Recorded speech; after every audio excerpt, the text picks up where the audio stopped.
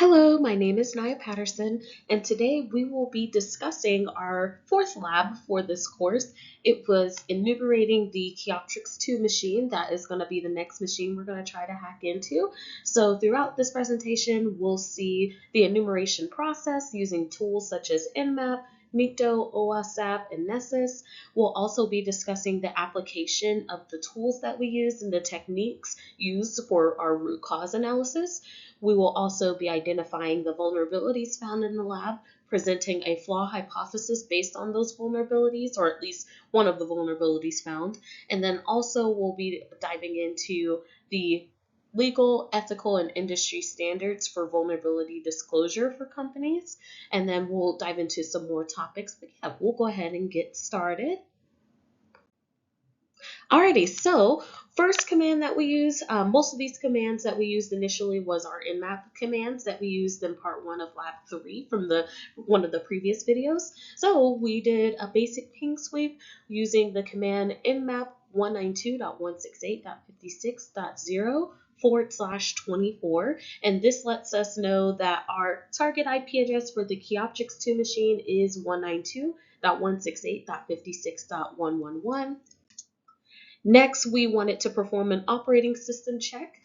We used the command from Nmap, which is nmap space switch O 192.168.56.111, and we found out that our Kiotrix 2 machine is running Linux 2.6.9 through 2.6.30. So this is just kind of a range of a guess of which version in between those versions of Linux it's running. Next, we wanted to perform a scan on the top 30 ports, and this is just seeing of those top 30 ports, which ones are open. So we run the nmap scan for nmap or command nmap space switch top switch ports space 30 space 192.168.56.111, and we do see that there are open ports from this top 30 list. Let's dive into the next command because that will give us some more synced list and precise list of the ports that are open on the Kiotrix 2 machine.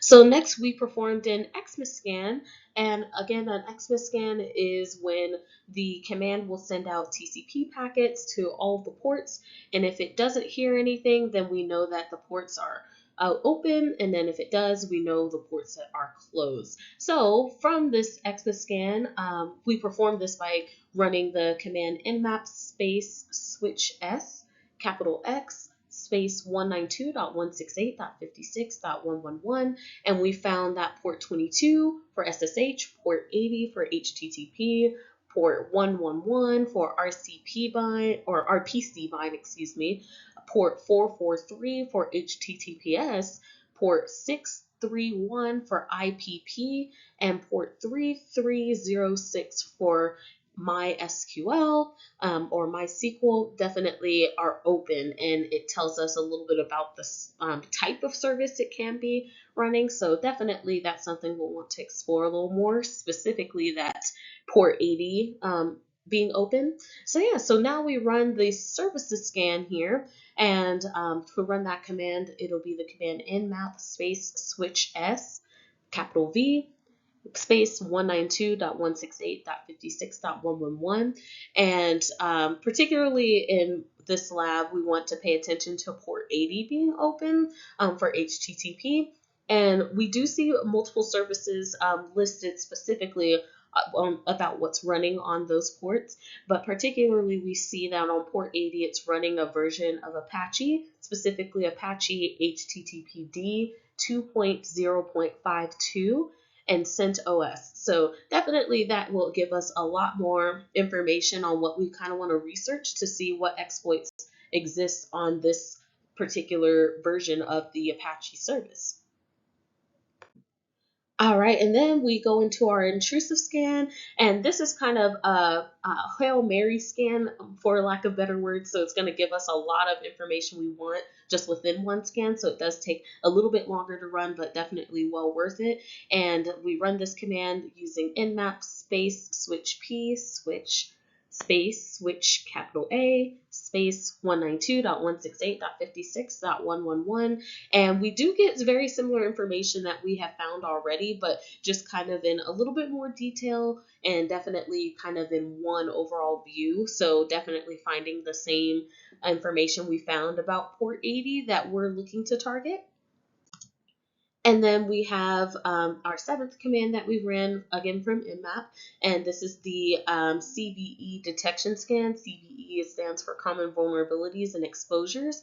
And so definitely we run this command by running Nmap space switch p lowercase n space switch script space VULN space 192.168.56.111. And then we do see from the results some TLS vulnerabilities that we could look into as well, and definitely consider as part of our vulnerabilities list that we could potentially exploit. So yes, it definitely gives it more in detail, provides the specific CVE code that's associated with the vulnerability, and gives us some more information that we can use to research the vulnerabilities and their exploits as well. Alrighty, and then our eighth command is our NICTO scan. So now we're introducing a new type of application, and definitely our NICTO software, we'll discuss this a little bit more, used to target more so web server vulnerabilities. So definitely it's good that we have port 80 open, because NICTO is going to tell us a lot more information about the vulnerabilities that port 80 has. And so we use the command nicto space switch h space 192.168.56.111, and we see that it has scanned port 80 and lists some vulnerabilities for us to look out for. Some that is listed is the X content type options header is not set. The Apache version is outdated, so there's some information about the version of Apache that the port's running. And then HTTP trace method is active, leaving the machine vulnerable to cross-site tracing. So definitely we get a lot more information as far as vulnerabilities that we can exploit, and more information about the type of methods that we can use to exploit them. So that's very, very helpful that this scan came about. And then we used our next tool, OWASP, and OWASP is another tool used to scan web applications for vulnerabilities. And so after we entered the IP address for the Chioptrix 2 machine, we saw that there were SQL injection and cross-site scripting vulnerabilities detected. So definitely just confirming our suspicions.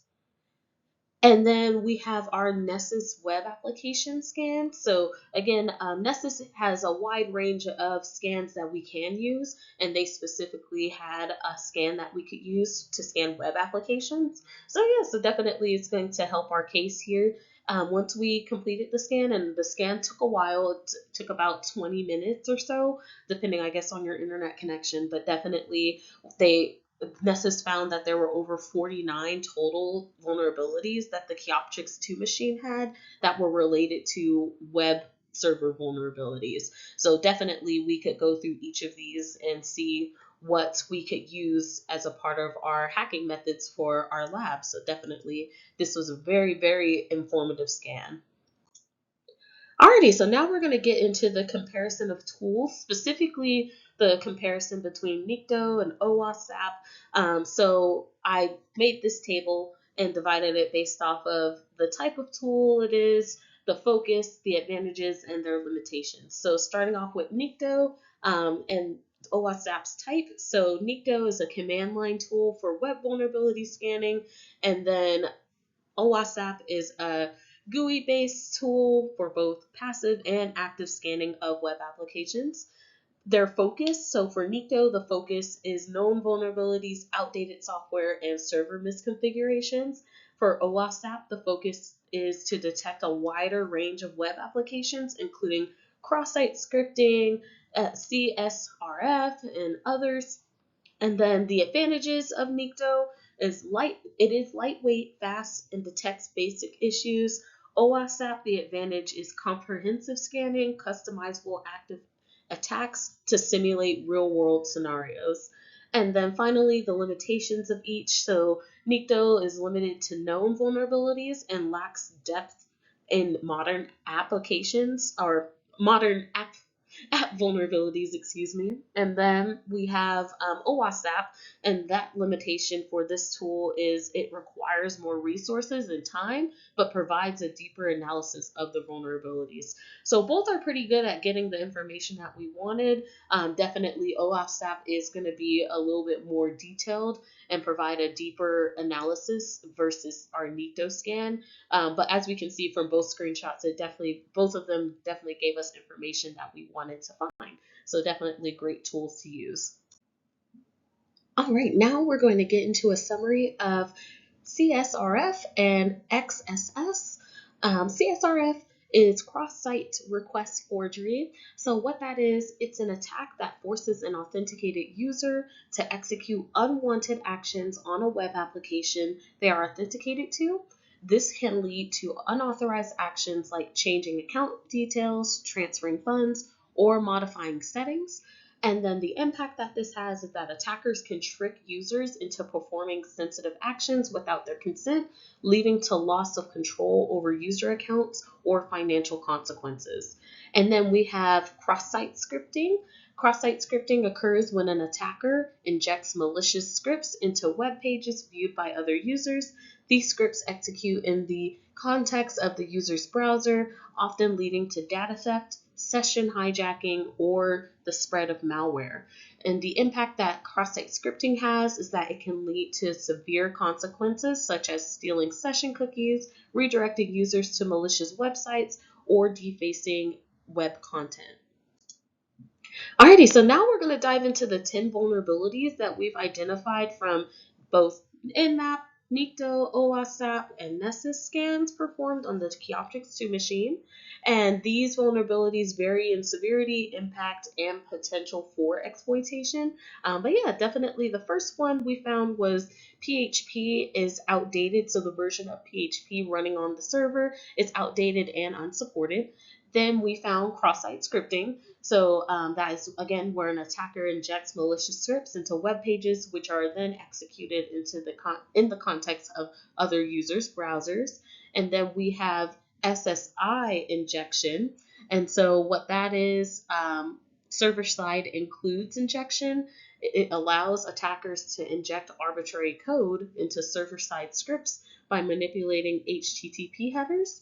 And then we have directory browsing, and that is enabled on the web server, which allows attackers to view and navigate through directory structures and files.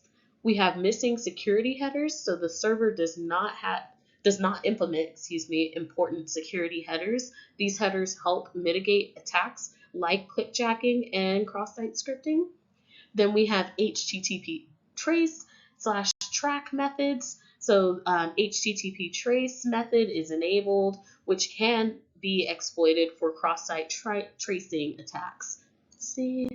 Now we have our last four. So PHP header, email header injection, So certain PHP versions allow email header injection attacks.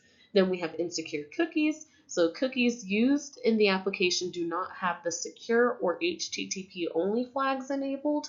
Then we have clickjacking. So the application does not include the X-frame options header, leaving it vulnerable to clickjacking attacks. And then lastly, we have information disclosure. So the web application discloses sensitive information such as server versions, directory structures, or internal system details. Alrighty, now we are going into our flaw hypothesis for this lab. So the hypothesis I chose to make was that the Keyoptrix 2 virtual machine is vulnerable to remote code execution due to unsupported versions of PHP that contain known vulnerabilities, coupled with improper configuration settings such as directory indexing and insecure HTTP methods. All right, and then this is my vulnerability map / table. So this includes the 10 vulnerabilities that we listed that we've discovered, the tool that we use to identify it, the severity of the vulnerability, the impact it has on the user, the company, the web application itself, and then recommendations for mitigating the attack. So for example, PHP unsupported version or outdated version of PHP was this vulnerability was identified through the Nessus scan, and then the severity is critical. The impact could be remote code execution or privilege escalation. And then the recommendation to mitigate this type of attack is going to be update PHP to a supported and secured version. So yeah, so that goes down the list of the 10 vulnerabilities that we've discovered. And then we have the application of tools and techniques, specifically looking at Nikto, OWASP, and Nessus. So to start, Nikto is used for basic enumeration of web server vulnerabilities. It helps in identifying issues like outdated software versions, misconfigurations, and other known vulnerabilities. The technique used for this particular tool is to run Nikto scans on the target IP, which identifies software versions and scanning for server misconfigurations. Then we have OWASP. OWASP is a powerful tool for analyzing web applications for vulnerabilities like cross-site scripting and missing security headers. The technique used for OWASP is we use OWASP for both active scans to simulate attack scenarios and passive scans to identify issues during normal page requests. And then lastly, we have Nessus. Nessus is a comprehensive vulnerability scanner that detects a wide range of vulnerabilities from server misconfigurations to unsupported software. The technique we use for Nessus is we run Nessus scans on the target system, providing the detailed reports on each identified vulnerability. Alrighty, and then this is techniques for root cause analysis, the type of analysis we've used towards the end of our presentation on the PHP vulnerability. So definitely these are kind of steps that I've identified to help with our analysis. So first we identify the software version using the scanning tools that were listed, so Nikto, Nessus, and OWASP. Two, we look up the vulnerabilities associated with that version of PHP, so definitely we'll dive into that. And then step three, we trace back to maintenance policies or patch management issues that might have caused the organization to fall behind on updates. And then lastly, we use patch management systems or schedule regular updates to prevent future occurrences. So yeah, so these are 4 steps that I've identified to help with the root cause analysis process, and then also helping to mitigate or prevent any further damage once we identified that cause. All right. And then now we're going to dive into a discussion of vulnerability disclosure. Specifically, we are going to be discussing when is it appropriate for companies to disclose vulnerabilities that have affected their systems to end users. So based on legal and ethical standards, according to legal, ethical, and industry standards, vulnerabilities should be disclosed responsibly to the affected party before making them public.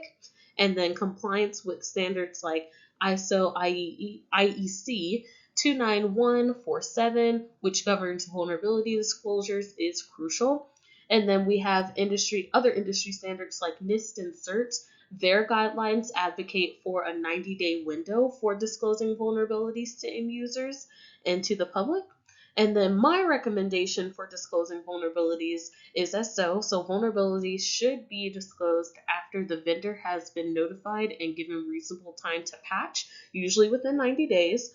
And if the vulnerability is being actively exploited, disclosure should be expedited to protect the users from further harm. Alrighty, so now we are using that vulnerability that we listed first, the outdated version of PHP, to discover its origin and root cause. And so the hypothesis is that the vulnerability for the outdated version of PHP originated due to negligence in applying security updates by the company. And then the root cause is a lack of proper patch management and software updates that the company should have been pushing out but did not. Alrighty, and so this concludes my presentation. Here are the references that I used throughout the presentation to gather more information. I appreciate your attention, and I'll see you in the next video.